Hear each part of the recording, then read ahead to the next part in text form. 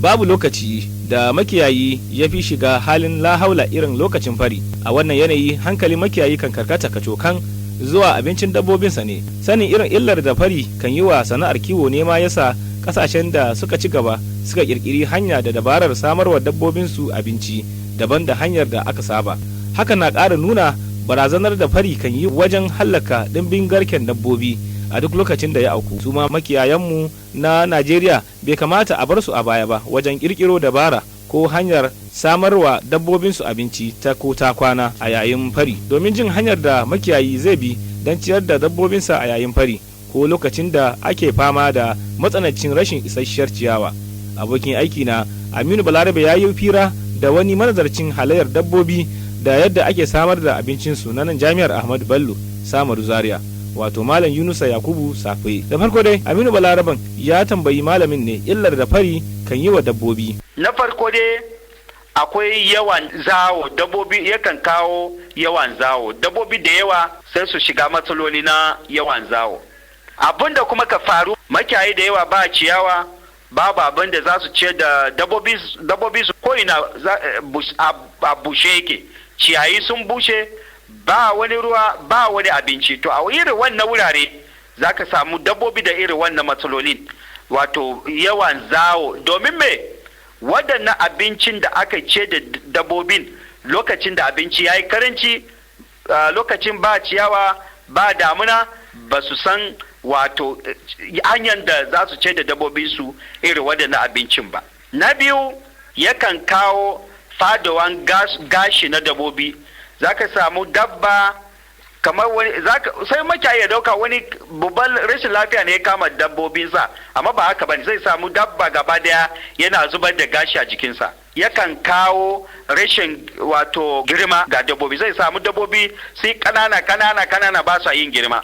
To mafi yawa idan mun duba shanayen mu musamman lokacin yanayin da muna ciki na kaka yanzu, zai samu dabbobin mu ba su yawa yin girma. Dalili shine wayannan dabbobin ba su samu wannan abincin da ya kamata su ci lokacin da ba ciyayi. Yakan kuma kawo wato rashin ci abinci, domin me ciyayi ya riga ya bushe. To idan kullum ana ce da dabbobi irin wannan ciyayin, ba ruwa a cikin content na wannan ciyayin, ya riga ya kare gaba daya. To irin wannan yanayin yakan sa dabba ya ji a cikinsa wata damuwa na rashin ci abinci. To saboda aka domin kiyaye irin wannan yanayi ana bukata irin wannan abincin kari. Menene muhimmancin abincin dabbobi na ko ta kwana, wato na lokacin fari ko karancin ciyawa? Abinci na kari da akan ba dabbobi akwai fari, to da turanci ana ce supplement, shine abinci da akan ba dabbobi domin in babu wani da za su ci saboda rashi ko kuma saboda fari, ruwa ya karanci ko kuma ciyayi da yawa sun mutu. A wannan lokaci makiyayi hakika yana bukata wani abinci domin me ya kiyaye rayuka na wannan dabbobin, domin idan ba abinci za su mutu. Saboda muhimmanci abinci wannan abincin kari shi kadai yana wato dauke kashi 70 zuwa 80 na dabbobi lokacin da an yi rashi abinci, lokacin da akwai fari da damuna. Idan mun lura kasan nan Najeriya, makiyayi da lokacin kaka suna cikin mawayacin hali saboda rashin ciyayi. Sukan yawo daga wuri zuwa wurare, daga nan zuwa nan, a ta wannan hanyar makau kadai mafi yawan dabbobi sukan kamuwa da cututtuka wanda sukan kashe su. To saboda aka yana da kyau makiyayi ya sani akwai abincin da zai iya tanada lokacin bazara idan ba ciyayi, kuma lokacin damuna idan ba ruwa. Za mu so ka yi mana bayani waɗannan abincin da ka ce makiyayi na iya ba dabbobinsu a lokacin fari ko idan ana matsanancin karancin ciyawa. Akwai misali kamar dusa na shinkafa.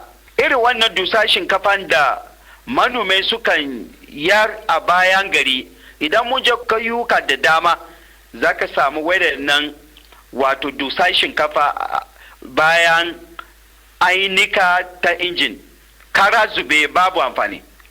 To yana da kyau makiyayi ya sani wayannan abubuwa yana da amfani sosai a jikin dabbobi, yana kara dabba wato karfi da kuzari. Tura na ce supplement, kan su yi wasa da shi. Kamar irin misali bawon rogo, ko kuma su kuli-kuli, ko kuma waken soya, garin waken soya ko dusa waken soya, ko kuma masaran da ana yanka ana jefara daji a banza kawai, ko a kona dina, duk irin wannan suna da amfani. Ko kuma arawa daga wake, ko kuma arawa na gyada, duk irin waɗannan kawai makiyayi su yi wasa da su. Yana da kyau su yi tanadar su da yawa, maza su yi a noman su mai yana da kyau, domin irin wannan lokaci na fari ko kuma lokacin da wato abincin ya yi karanci wannan da kaka. Misali, idan makiyayi ya diba ko da buhun wannan dusan shinkafan, sai ya samu gishiri ya hada, ya gaurayi da gishiri, to dabbobi za su koya ci. Idan sun iya ci wannan, to wannan makiyayi ba shi da wani damuwa lokacin kaka idan ba ciyayi. Zai je kawai bayan gari ya kwaso wannan dusan shinkafa ne kawai, ya sa gishiri a nan, sai ya ba dabba, zai gan dabba za su fara ci. Kuma nan da nan sun saba, to babu wani damuwa kuma. To banda wannan kuma akwai irin kara wanda lokacin kaka idan an girbi dawa akan same su a gona kara zube. Yana da kyau makiyayi ya tanada irin waɗannan abubuwa domin kwana lokacin da akwai fari ko kuma lokacin damina ko bazara, lokacin kaka kenan da babu ciyayi da zai ce da dabbobinsa. To, amma idan mun tafi kayuka da dama, za ka sami wayannan su ma har ila yau makiyayi bai sa amfani su ba, kara zube. Ko kuma manoman ya dauka wuta ya sa, ba shi da kyau manoma idan ya yi girbi ya tara kara na gonarsa ya kona. A'a, dabbobinsa suna bukata wannan. Idan shi kuma bai yin kiwo, ya kamata ya sayar ga makiyayi. To, bayan da wannan akwai wannan abincin kari masu gina jiki. Misali shine wato kuli-kuli. Wannan kuli-kuli lokacin rashi ciyayi, kamar lokacin da muke yanzu na rashin ciyawa a wurare da dama, to yana da kyau makiyayi ya saye kuli-kuli wannan garinsa ko dusansa ya daka, ko kuma ya je kaso ya sayi kuli-kuli da yawa ya daka. Yana gina jikin dabba sosai, yana sa su samu lafiya, yana sa nan da nan zai gan dabba wanda wato dabbobi wanda suna kamar bana daya yayi kamar bana biyu ko bana uku saboda ci wannan garin auduga. Wayannan shi ma yana da muhimmanci. Ko ina zaka ga ana soya beans, amma masu soya beans din nan sukan cire dusa su yar. Da makiyayi ya san muhimmanci wannan dusa waken soya, da makiyayi ba su yadda an zubar ba. To, dusa yana daga cikin abun da ya kamata makiyayi su tanada domin kwana lokacin da muna cikin yanzu, lokacin da ba ciyayi da yawa sai dai bakin kurmi, saboda aka ga makiyayi suna tashi wani wuri zuwa wani wuri, dabbobi su kamo da cuta su mutu a hanya, ko kuma shi makiyayi kansa ya mutu a hanya. Duk wannan ba daidai bane.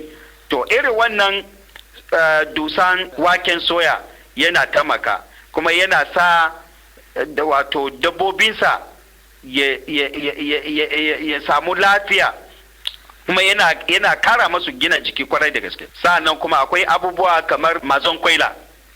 Makiyayi da yawa ba su san muhimmancin mazon kwaila ba. Kamar misali, da makiyayi sun san muhimmancin mazon kwaila, da masu sayar da mazon kwaila sun samu kasuwa a ƙasar nan.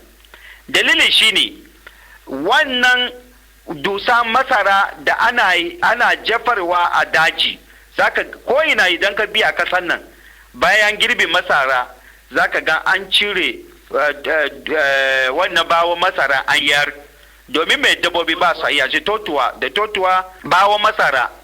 to wannan bawon masara za ka same su a wurare da dama tuli kara zube babu da ba amfani. Muhimmanci wannan mazon kwaila tun lokacin da aka yi shi yana danyen bai zama a dunkule ba, sai su gauraye shi da wannan bawon masara yakan sa shanu sa su ci. Yana da kyau makiyayi su san wannan, saboda aka muna ba da shawara ga makiyayi duk waɗannan abubuwan da mukan samu daga gonaki bayan girbi babun jafarwa bane, babun konawa bane. Makiyayi su dinga saya sukan ajiye domin me su ce da dabbobi su lokacin da ba ciyawa ko kuma lokacin da koda da damuna ne ayi fari kuma abinci yayi karanci. Wannan duka su ne yanayin da za mu ce da dabbobinmu lokacin da abinci ya yi karanci. Abokin aiki na Aminu Balarabe kenan tare da wani manazarcin halayyar dabbobi na nan Jami'ar Ahmadu Bello Samaru Zaria, wato Malam Yakubu